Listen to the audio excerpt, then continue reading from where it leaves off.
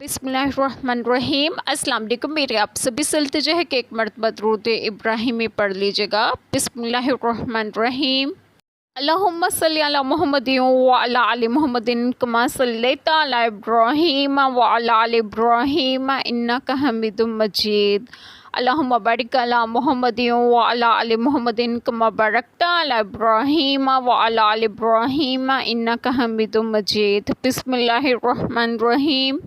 اور جب ان کے پاس کوئی بات اطمینان یا ڈر کی آتی ہے اس کا چرچا کر بیٹھتے ہیں، اور اگر اس میں رسول صلی اللہ علیہ وسلم اور اپنے ذی اختیار لوگوں کی طرف رجوع لاتے تو ضرور ان سے اس کی حقیقت جان لیتے یہ جو بات میں کاوش کرتے ہیں، اور اگر تم پر اللہ کا فضل اور اس کی رحمت نہ ہوتی تو ضرور تم شیطان کے پیچھے لگ جاتے مگر تھوڑے ہی۔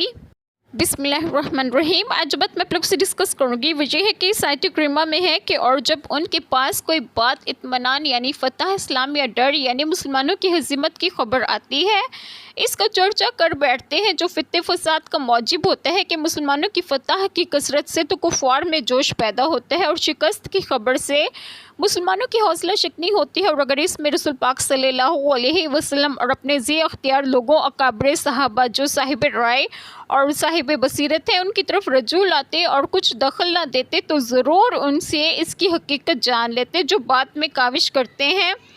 مسئلہ مفسرین نے فرمایا اس آیت کریمہ میں دلیل ہے جو از قیاس پر ہے وہ، اور یہ بھی معلوم ہوتا ہے کہ ایک علم تو وہ ہے جو قرآن پاک اور حدیث مبارکہ سے حاصل ہو، اور ایک علم وہ ہے جو قرآن و حدیث سے استنباط و قیاس کے ذریعے حاصل ہوتا ہے۔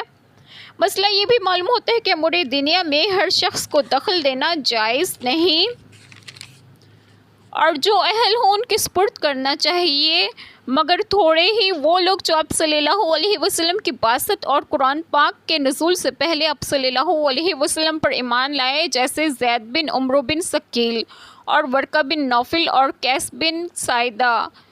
اور اگر تم پر اللہ تعالیٰ کا فضل آپ صلی اللہ علیہ وسلم کی بعثت اور اس کی رحمت نزول قرآن پاک نہ ہوتی تو ضرور تم شیطان کے پیچھے لگ جاتے اور کفر و ضلال میں گرفتار رہتے، مگر تھوڑے وہاں تمہارا کوئی ساتھ دے نہ دے اور تم اکیلے رہ جاؤ۔ اللہ تعالیٰ ہم سب کے تمام گناہوں کو معاف فرمائے اور ہمیں صراط مستقیم کی راہ پر گامزن کریں، اور آپ سب کو آپ کے گھروں میں خوشی و کرم رکھیں اور صحت و تندرستگی بھی دیں۔ آمین۔ جزاک اللہ خیر۔